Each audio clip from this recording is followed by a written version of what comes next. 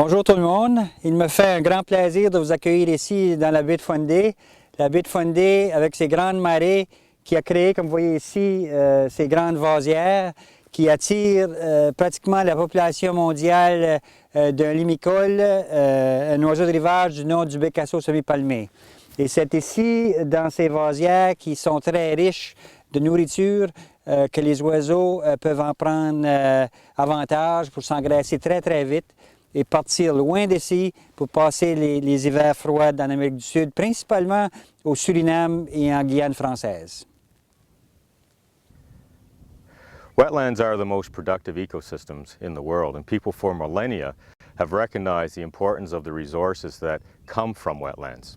In 1971, it was recognized that wetlands were in serious decline worldwide, and in the town of Ramsar in Iran, a convention was brought into being called the Ramsar Convention for Wetlands of International Importance. In 1987, the southern bight of the Minas Basin was designated as a wetland of international importance because of its importance for migratory shorebirds and other wildlife and species dependent upon it. As well, it's recognized the importance of this site for maintaining the cultural heritage of the local community. People have used this area for centuries and they will continue to use it, but they're trying to strike a balance between the needs of the people as well as the needs of the environment, the needs of the wildlife itself. The important thing about these high tides is that they produce a huge amount of intertidal habitat. This is very unusual. In most places, the intertidal habitat is only a few meters wide. But here we have intertidal habitats which extend for kilometers. Birds and fish and shellfish are very, very abundant in this area. There are huge migrations of birds, huge migrations of fish, and one of the main reasons they come here is because of the high productivity and the large amounts of food which exist here.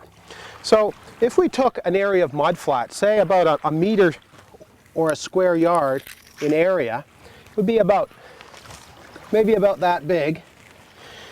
We would find all kinds of interesting creatures there, including the most important one, a small shrimp-like animal called Chirophium. Chirophium gets to be about as big as the first joint in your little finger there, about a centimeter or so long. And they can get in phenomenal densities. We can get 60,000 of these animals in one of these small areas of mud. This is only one of the creatures that live there. Another important creature are the diatoms, and these diatoms are the small microscopic animals, green and gold in color, which capture the sunlight and produce the energy and the nutrients from the sun in this particular habitat.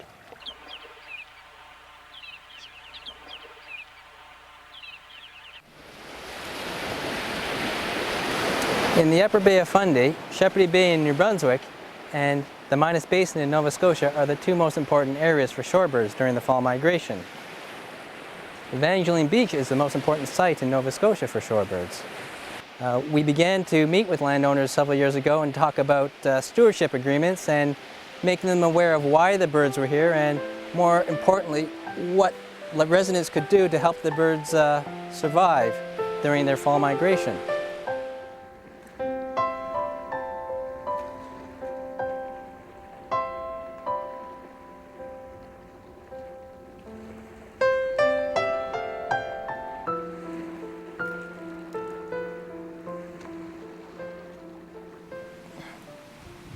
Stewardship is a word that's commonly used in the conservation circles. It simply means the wise use of land or taking care of land. For a landowner, for instance, that might mean leaving a bit of wild space on their property along the coast. And for beach users, it may mean simply using the beach at a time and in a place that doesn't interfere with wildlife. For a short time in the summer, there are a lot of people here, and we do get along, and we get along through just mutual respect for each other. The same happens for the season when the birds come in. When you first look at it, you don't realize how much life is going on, and when you start to understand about the food and the life and the change that go on, then you see it all differently. La première fois que j'ai vu ces oiseaux, les bécasseaux ici, la première chose qui m'intéressait, c'était de savoir d'où viennent-ils, pourquoi sont-ils ici et où allent-ils. Et maintenant, on sait que ces grands nombres d'oiseaux qui nous arrivent ici nous viennent d'ici, de la baie d'Hudson, et volent directement de la baie d'Hudson ici à baie de Fundy, se reposent pour peut-être 10 jours. Pour 10 jours, doublent leur poids et l'engraissent pour accumuler le pétrole qu'ils ont besoin, l'énergie pour qu'ils peuvent se rendre en Guyane française ou Suriname. Alors, ils partent d'ici, volent sans arrêt pour 4 ou 5 jours pour se rendre en Guyane française où ils vont hiverner pour pouvoir passer les mois d'hiver qui sont très froids ici à ce temps-ci.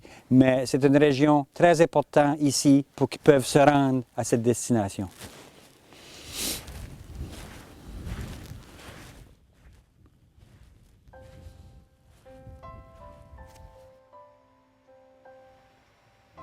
Sounds just like an airplane. Yeah, The it's just- sound of the yeah, wind. It's beautiful. unbelievable. And they'll dive right over your head, like, you know, they know you're not going to hurt them. They're not afraid. It's just beautiful. Just a wave. Yeah, They're always going in a wave. They are. Yeah.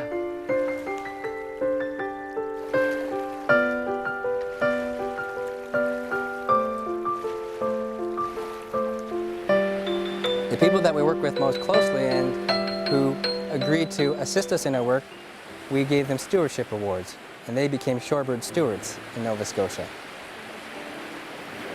The Shorebird Stewardship Award was awarded 2 years ago to both Marg and I.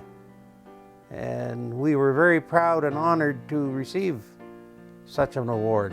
It's just sort of nice to be reminded of things to look out for, you know, to not let your pets run out on the beach when the shorebirds are there, refrain from large noisy motors going when the tide is in that would be frightening to them. A lot of information there that's helped us.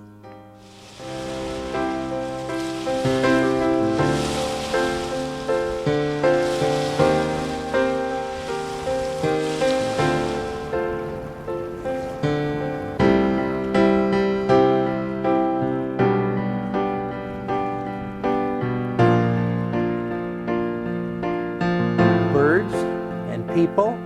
Well, Evangeline Beach is part of the big plan. And of course the big one is the sandpipers that come. And I mean, to me that's a phenomenon. No question about it. It's here for everyone to enjoy.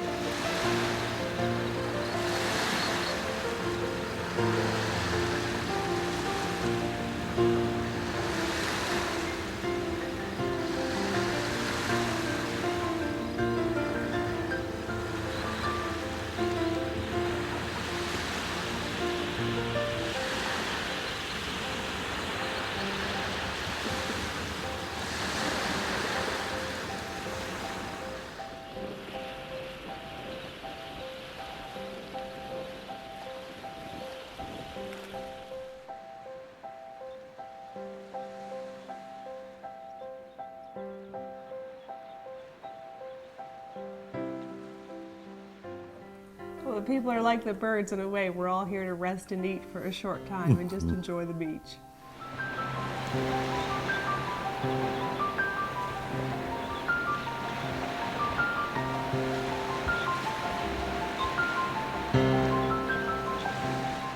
I think the people have pulled together really well. There are a lot, like myself, that had so much to learn, lived here all those years, not, enjoying the birds, but not realizing that they needed a little protection, and that this was something to be proud of, and just do what we can to keep them happy and keep them healthy and get them in here and out of here, and watch those beautiful clouds go by of birds. Wonderful. Huge numbers of migrating shorebirds visit Evangeline Beach between July and September. Their survival depends on their ability to feed during low tide and rest when the tide is high. High tide is when the birds are most sensitive to disturbance.